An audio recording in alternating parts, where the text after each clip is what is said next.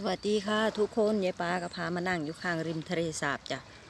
ดูลมเสียงฟังเสียงลมซัดน้ำเด้อพี่น้องเด้อ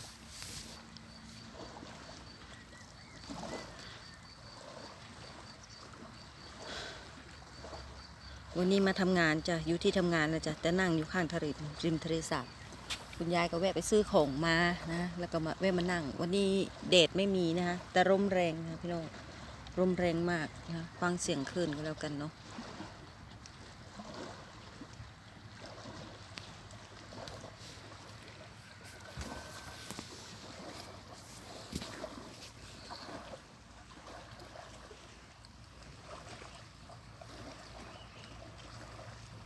เสียงคลื่นมันสาดมันซัดอะพี่น้อง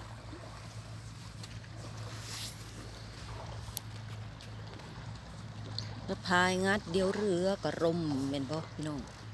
เดี๋ยวนี้บ่มีเรือที่ไหนมาวิ่งเลยจ้ะเงียบสงบเพราะลมมันแรง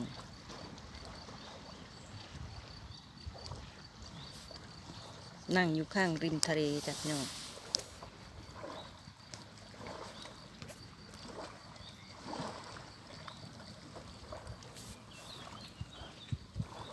นั่งดื่มไม่เนี่ยพี่น้อง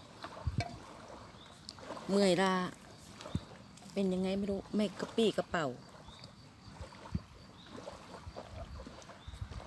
จะดื่มเลดบูแล้วก็ดื่มไม่ได้พี่น้องพอกินกาแฟมา2 แก้วแล้วนะเดี๋ยวมันจะตีกัน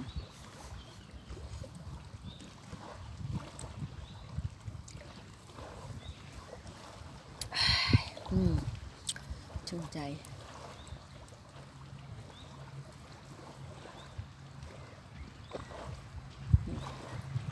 เจ้านายมาแล้ว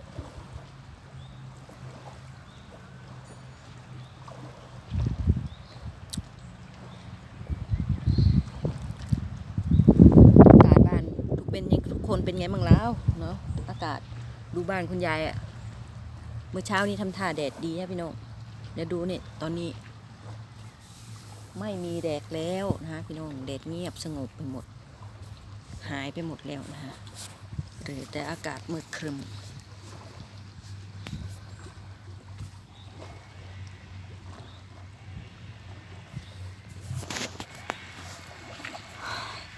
รู้มันอ้วนรู้คุณยายรู้สึกว่าอ้วนขึ้นมาอีกนิดนึงพอรู้สึกว่าเวลาเข้าไปดูเยี่ยมชมเพื่อนๆแล้วรู้สึกว่าหิวข้าวนะพี่น้องหิวข้าวรอบดึกนะกินข้าวรอบดึกทุกทีเลยนะ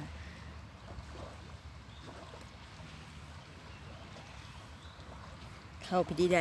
เข้าไปเยี่ยมชมเพื่อนทีใดนะไปเจอเมนูอาหารทีไรนะปราดสุดพี่น้องน้ำลายแตกชวดชวดจำเป็นต้องหาอะไรกินอีก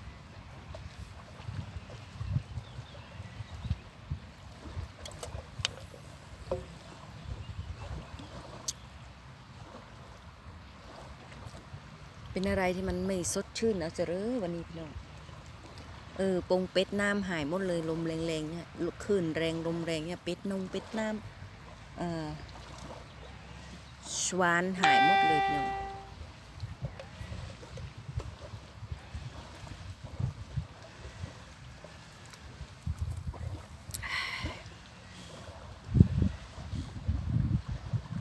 บรรยากาศเงียบสงบฟังแต่เสียงคลื่นก็เสียงเครื่องตัดหญ้าพี่น้องวันนี้วันทำงานด้วยนะมันก็เลยไม่ค่อยมีคนสักเท่าไหร่คุณยายพามันนั่งฟังเสียงนกก็เสียงลมคลื่นทะเลซัดพี่น้อง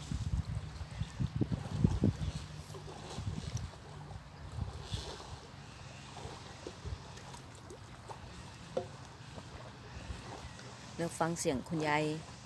แม่มอยู่คนเดียวพี่น้อง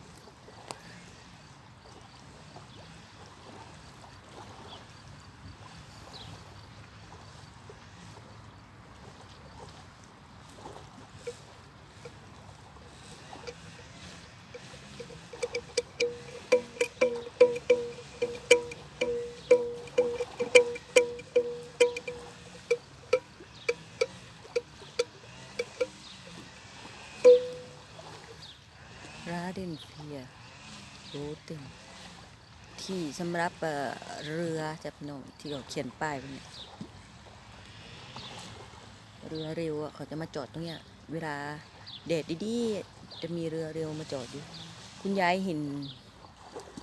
อะไรนะที่นี่เขาเรียกชวานบ้านเราเรียกอะไรหงส์หรืออะไรเสียวขาวลอยตุ๊ปองตุ๊ปองอยู่นู่นกลางทะเลเหม็นบ่หรือบ่เหม็นบ่ฮู้พี่น้องขาวๆมันไกลๆซะเด้มันไม่ได้อยู่ใกล้ๆเด้พี่น้องเหม็นแล้วพี่น้องมันกำลังมาแหละคู่นี้มันมีลูกอยู่คู่อยู่ฝูงนึงได้พี่น้อง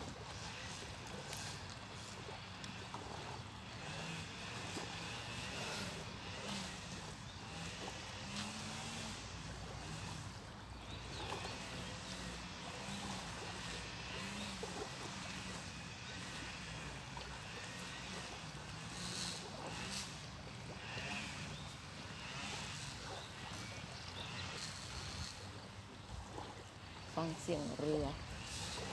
เสียงเครื่องตัดหญ้า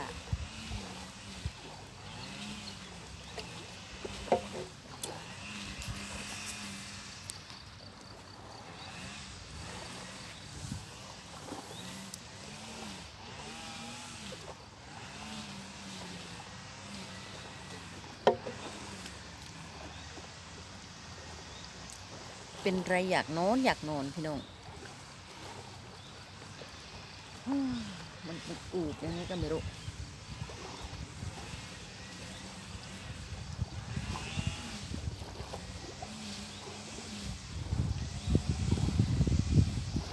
เขาปลูกกกไว้ข้างพี่น้องกันน้ำเสาะลมแรงเด็กพี่น้องลมแรงขนาดเลย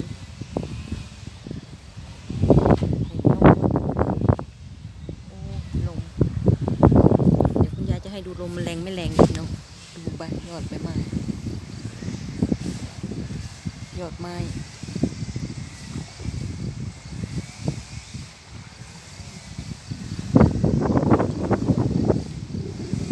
ดูยอดใบไม้กันแล้วกันนะไวติ้ง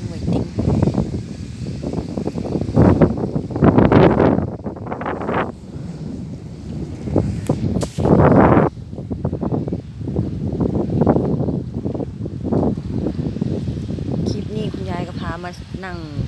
ฟังเสียงคลื่นด้วยจ้ะก็เสียงเครื่องตัดหญ้าอ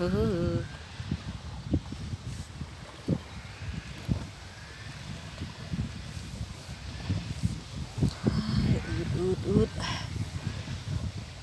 คลิปนี้ก็แค่นี้เด้อจ้าพี่น้องสวัสดีค่ะ